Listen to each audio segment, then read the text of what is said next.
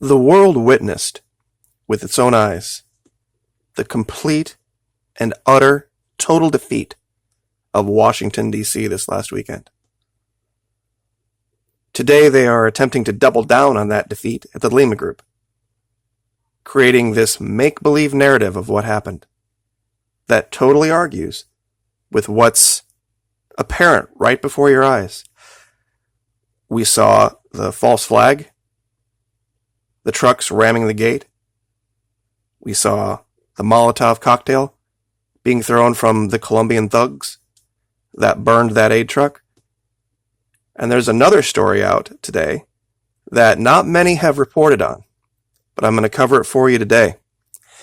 It has to do with a poisoning of two of these Venezuelan, quote-unquote, opposition leaders that happened in the town of Cúcuta. Now, the reason I'm reporting on it is last week on the 19th, I covered this drug called scopolamine and how it was very readily available and used a lot in Colombia. I'm going to go ahead and play a clip from that video just so everyone knows what I'm talking about. If we were to ever be so foolish as to put boots on the ground in Colombia, it would be much like Vietnam in the sense that there are people in Colombia that ain't so fond of the U.S. or U.S. servicemen. No more can this be exemplified than by this article. Now, you would have had to have been with my channel for a long time. We started covering this back in 2017. There were 3 Marine officers that were in Colombia, and they were taken advantage of with this drug called scopolamine. Burundanga poisoning. It's also called the devil's breath. It was used in this Wes Craven film from back in the 80s called The Serpent and the Rainbow. I'm sure a great many of you are familiar with it. But it is some very, very nasty stuff. It is not a drug that knocks you out exclusively. You lose your own ability to be the director of your actions. And in this case, with these Marines that were drugged and robbed, they gave up, to this day, an amount of intelligence information that can't be assessed. They were incommunicado for 14 hours with laptops, cell phones, smartphones, and tablets that were secure items issued by the government. And we aren't talking about a couple of lance corporals and a PFC. We're talking about a colonel that was in charge of Marfa South and his 2 assistants. 2 majors. It was only a matter of weeks after this that we had the issue with the Fitzgerald. I was laughed at a lot for tying this to that. But looking back now, when you add in the issues with Fat Leonard, it's something where I don't necessarily have all of the pieces in place to prove this to you, but it doesn't pass my sniff test. I honest to God believe that there was information gleaned from the electronics of those Marines that played a direct role in the knowledge of where the USS Fitzgerald would be and when it would be there, and what would be the best way to disable that vessel. Now, I'm sure a lot of you will say, well, wait a minute, this is, a different command completely. Yes, it is, but at that level, when you get up in the higher ranks of the officers, they have access to things. And given all of the electronics would have required biometrics to get into, they had access to that as well. For 14 hours, no one knew where this colonel and 2 majors were. All right, I'm just going to go ahead and stop it there. The issue with the Fitzgerald notwithstanding, we'll cover that in another video. The idea is this. This poison is commonplace in Colombia. How does that relate to the weekend? This story. Venezuelan deputy's assistant dies after pre-mayhem party ends in robbery. If you just stop at the headline, you don't think it's any big deal. But when you read down into the article, it shows you that they were actually hit with scopolamine. The cousins picked up these women at the Boulevard Mall in the border city of Cúcuta on Friday and went drinking until 6 a.m. when they took the women to a motel on the road to the Venezuelan border to continue partying. 2 hours later, motel personnel suspected something was wrong when they saw the women running from the motel around 8 a.m. When personnel inspected the motel room, they found the men unconscious and called police. But by the time they had arrived, Salinas had died from an overdose of scopolamine, a drug commonly used in these robberies. Saperlano, the president of the National Assembly's Financial Control Commission, survived the robbery and was kept under observation until the drugs had worn out. So this is my point. DC stands alone in this.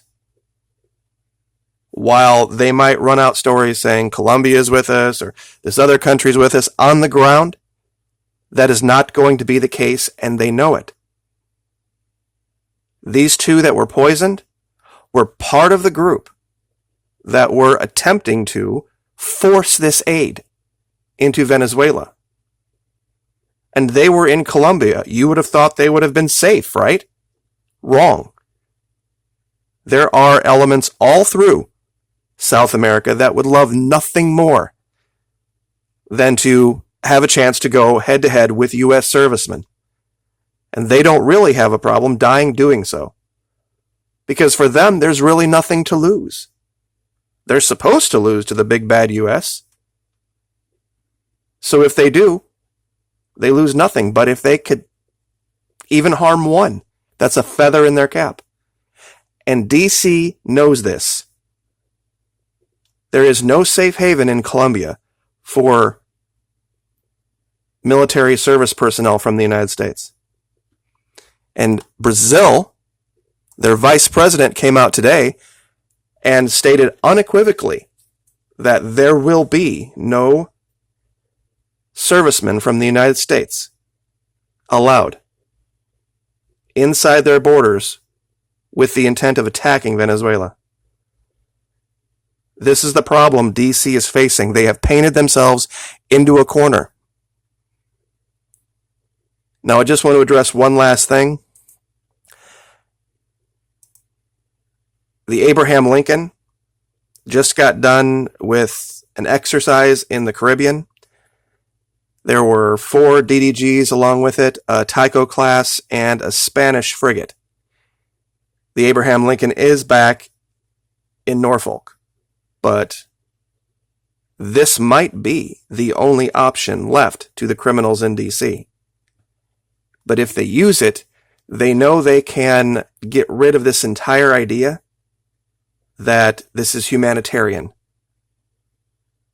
Aircraft carriers are by definition offensive assets.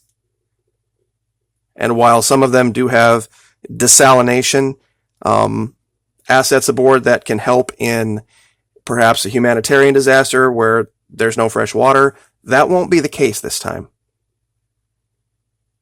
And if DC goes solo, meaning absolutely no one else stands with us, it's going to be a defining moment. Because in every other event, these regime change events, DC has been able to manipulate and strong-arm other countries into standing with us just to give themselves credibility.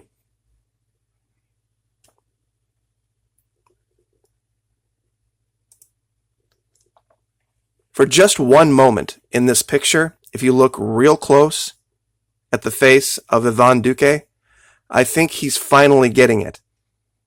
I think he finally understands what his role really is.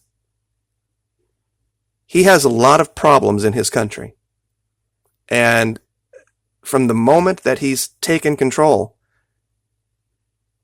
there has been nothing discussed other than his neighbor to the east.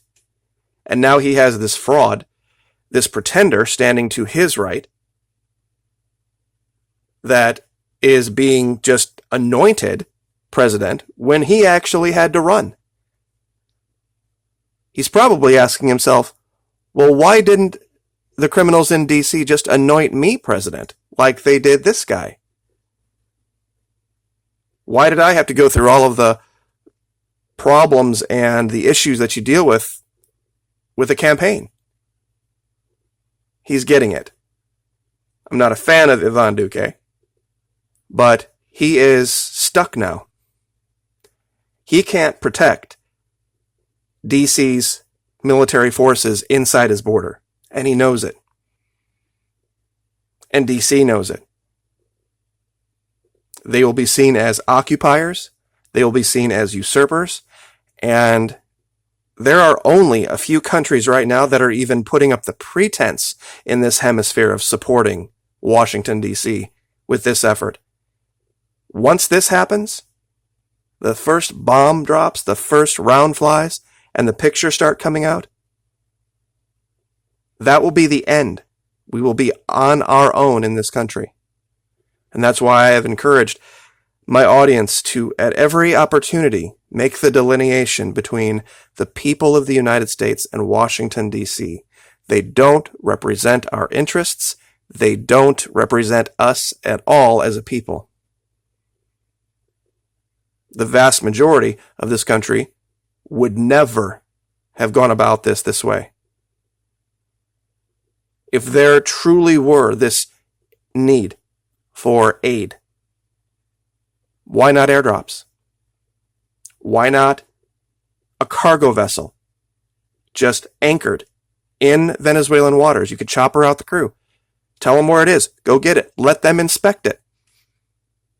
Let them give it out. And for those of you who are still laboring under this delusion that Nicolas Maduro would just steal it, why would he not want to have that be given out to people? That would be that much less ammunition for the criminals in D.C. It is not hard to get pictures of starving people out of Yemen, isn't it? It's not hard to get pictures of starving people out of Africa. How many have you actually seen from Venezuela? All of the pictures that we've seen, I could reproduce those pictures right here in the United States. You've seen 3 or 4 over here at this garbage dump picking through the garbage. You really think that doesn't occur here? There's all sorts of people living in poverty in the United States. I could go through the inner cities, and I could show you areas that look like war zones. I could probably do more of it here than you could find in Venezuela. Never made the allegation the country was completely and totally perfect. But this is something that this event is going to be a huge wake-up moment for our country. I truly believe this. South America is not the Middle East. It is not North Africa. This is not going to go like Libya. This is not going to go like Iraq. This is going to be a complete and total defeat. If this were going to go any other way, it would have gone completely different over the weekend. A sitting United States Senator, hopefully soon to be a former one, went down, having warned weeks ahead of time, to attempt to try to force this aid in, and failed miserably. And on top of that, 2 individuals that were part of that were poisoned. One of them was killed. And very little, if any, made it into Venezuela. And almost all of Latin America is pulling away from D.C. on this, because they realized, they saw with their own eyes, it was Colombian thugs that were throwing rocks at Venezuela. And wasn't it our leader that said, if people throw rocks, that the military should treat it like rifles? The Venezuelan guards didn't react that way. After a while, they fired some tear gas to push these people back, these thugs and criminals back. And how did they respond? Molotov cocktails.